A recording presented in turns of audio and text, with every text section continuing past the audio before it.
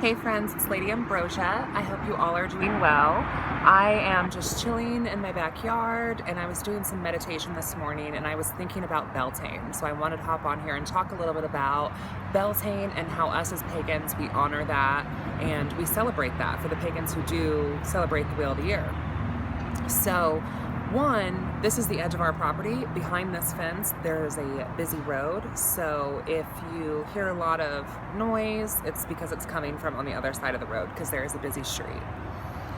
So I'm drinking a chai tea latte. The cup is courtesy of my good Judy, who gave me this super cute cup. I love it. Iced chai tea latte. It's hard to get better than that. So I was kind of just doing some thinking about Beltane, and I think that, you know, Beltane kind of means different things for different practitioners, but for me, whenever I think of Beltane, some of the first things I think about are the Fae folk and honoring the spirits of the land and working with the land and kind of connecting to that essence.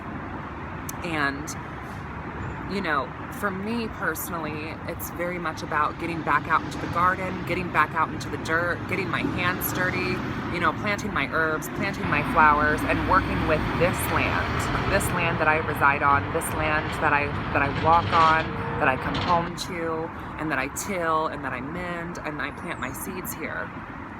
And look, I'm 110% down for all the fairy folklore. Absolutely. I love learning about plant folklore, plant devas, different sorts of fae, whether it be from, you know, gnomes to hobgoblins to the elves to the fairies that we think of, kind of the Tinkerbell fairies. And I'm not going to really get in depth with a lot of that in this video because that's not the point of this video. For this video, I wanted us to kind of think about, I'm crushing up some wood for a fire later, so that's what I'm doing with my hands. But I wanted to kind of talk a little bit about the indigenous nature spirits of this land. So I live here in the Midwest of America, and I think it's important for me as a practitioner to think about the spirits of this land that I reside on. Yes, I love, you know, Celtic folklore and the Fae folk of the Emerald Isles, absolutely. But I think each land also has their own unique nature spirits. And I think that it's important, at least to me, to kind of look into that history, look into that folklore, and really pay homage to that, considering we are on this land.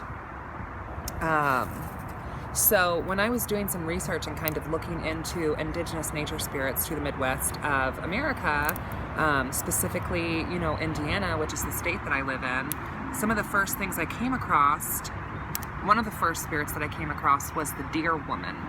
And all of these nature spirits are indigenous. All of these nature spirits belong in folklore to various native tribes. And the Deer Woman is a figure in native folklore of exactly what it sounds like, a kind of part deer, part woman.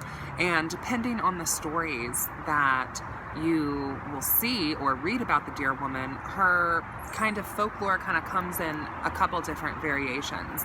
One story is a story of like a young native girl who is sleeping and is awoken by lots of drumming and leaves her tent and comes outside and sees these men drumming around a fire. And when they see her, they chase after her in sexual pursuit, and she runs into the woods. When she runs into the woods, these men follow her, and they eventually come to find a herd of deer, and she kind of vanishes into the deer. So some of that folklore is surrounding kind of the spirit of nature protecting this young girl and her becoming one with nature. Also, another variation of that story is where she shapeshifts into a deer. And in both variations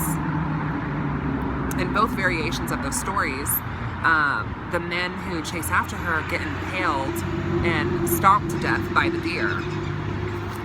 Another telling of the story, and this is just a very Cliff Notes version of the tale, but another telling of the story is about, the deer woman who her lower half is of a deer and her upper half is of a woman. Very, very similar to what we would think of when it comes to like dryads. She comes to young girls through kind of their rite of passage or coming of age, and she calls to the wise young girls of the tribe to connect with the spirit of the land, because she is a nature spirit. And she teaches these young girls the medicine being basically magic. When I was kind of researching this native folklore and understanding this indigenous nature spirit more, it kind of dawned on me a lot of these similarities that we have when we think about the Fae folk. For instance, her being part deer, part woman makes me very much think of... Sorry about that, you guys. My phone had died. So I was talking about seeing these similarities between the deer woman and what we commonly think of as the Fae folk, from the Emerald Isles and all that mythology and all that folklore. And looking at the deer woman, with her having the bottom half of a deer and the top half of a woman, or appearing completely as the deer spirit itself, it made me think of, forest nymphs and dryads and, kind of that sort of archetype of nature. And it also made me think of various goddesses as well. For instance, like Artemis is heavily associated with deer, and deer are sacred to her, the stags. And it also made me think of Ellen of the Ways, who's a pathfinding Celtic spirit / goddess, depending on how you look at those stories. So that's a really prominent nature spirit found on this land that I reside on.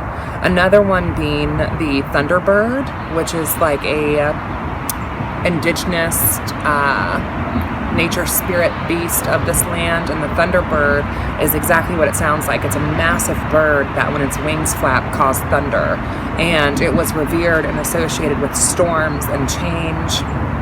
And I think that as a pagan, as a witch, as someone who celebrates Beltane and connects to the Wheel of the Year, I think that, it's important to think about the spirits of the land that we are residing on currently. And the Thunderbird, the Deer Woman, also the Water People, very similar to the stories of the Undines. All of these spirits are spirits of this land. And learning about them and honoring them is a way to not only honor this land, but is also a way to connect more to this land, because these are the spirits that walk on this land. Not that if you don't, live in certain regions, you can't connect to certain goddesses or certain spirits, but I think that it is important to pay homage to the spirits of the land that you reside on. And I think it's really amazing to kind of understand the rich history that your land that you reside on has, and that magic and power doesn't have to reside in some far off distant place, that it can be right here. It can be right here on the land that you walk on and the land that you till, if you allow yourself to explore that. So that's kind of my 2 cents on nature spirits, and I just wanted to hop on here and just kind of rant about it for a minute. So yeah, I hope all of you guys are doing well. I'm very excited for Beltane. We have lots of big plans from the circle coming up for Beltane. We're doing a public ritual, which is going to be really exciting. We're also inviting some guests to come. We are having our ritual outdoors. We have a fairy ring and or a fairy stump in our ritual site, and I think it's going to be really amazing and really powerful. So I'm very much looking forward to spending my Beltane with the circle, and connecting with them and honoring them, and also honoring the spirits of the land. So yeah, so that's it for me today, and I will talk to you guys later. Bye.